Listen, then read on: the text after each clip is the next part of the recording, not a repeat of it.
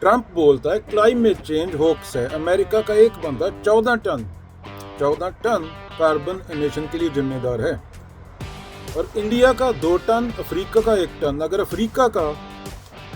अगर हर बंदा अफ्रीका की तरह जीने लगे तो हमें आधी धरती लगेगी। अगर हर बंदा इंडियन बंदे की तरह जीने लगे तो 0.8% धरती लगेगी।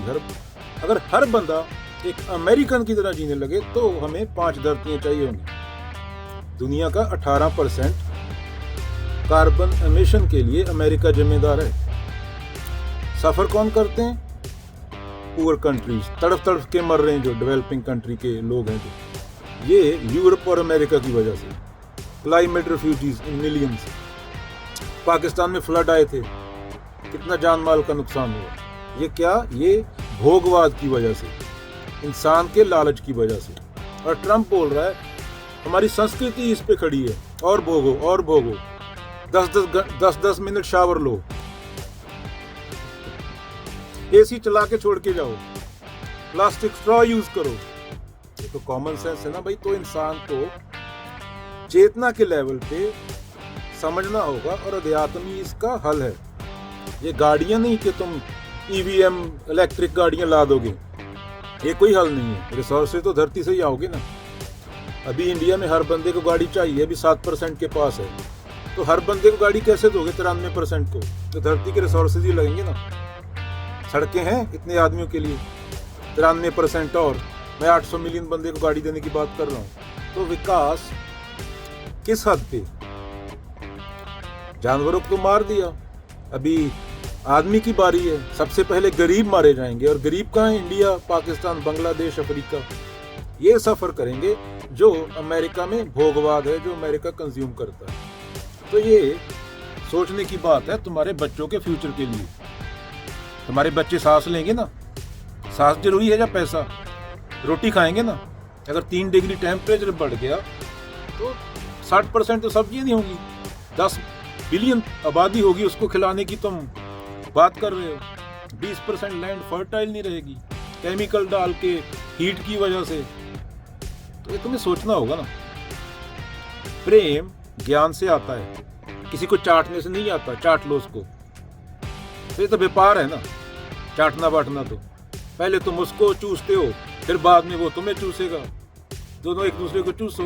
अगर ज्यादा दिमाग हिल गया तो उठा के चाकू मारेगा। आजकल मारते हैं। एक बच्चे के रिश्तेदार आ रहे थे, उसे वीडियो गेम छीन लिया, पूरे दिन वीडियो गेम खेलता था, उस गन पड़ी थी, उठा के दोनों को ठोक दिया रिश्तेदारों को। तो ये है, तो इंसान बनो। ज्ञान गुरु बाबा नानक, पावन गुरु पानी पिता माता तरत मत। तुम उस धरती से हो जिसपे ये चीजें बोली गई हैं। किताब पढ़ने से कुछ नहीं होता। तुमने समझा क्या? अगर समझा होता तो तुम्हें वीजे लेने के लिए एम्बेसियों के बाहर भटकना पड़ता, लाइन लगाए खड़े होते, या पनामा के जंगलों में तुम्हारे बच्चों की लाशें पड़ी होती, हड्डियां, तुम्हारी बच्चियों का रेप हुआ होता, बॉडी भी नहीं मिलती तुम्हें। तो ये सच्चाई थोड़ी कड़वी होती है, लगती है वो। माथा टेकना और समझना बौद्धिक लेवल पे, पावन गुरु पानी पिता माता तरत मत।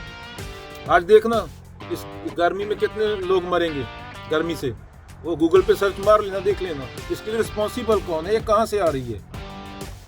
ये चीजें देखनी पड़ती है। 99% ऑफ साइंटिस्ट एग्री करते हैं कि क्लाइमेट चेंज रियल है।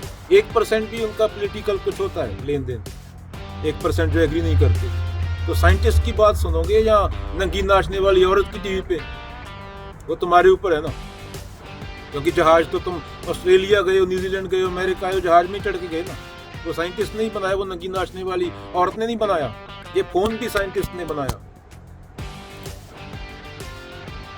ये बड़ा वो छोटा तेरा मेरा, चेतना, मन की सफाई। बड़ा छोटा कुछ नहीं है।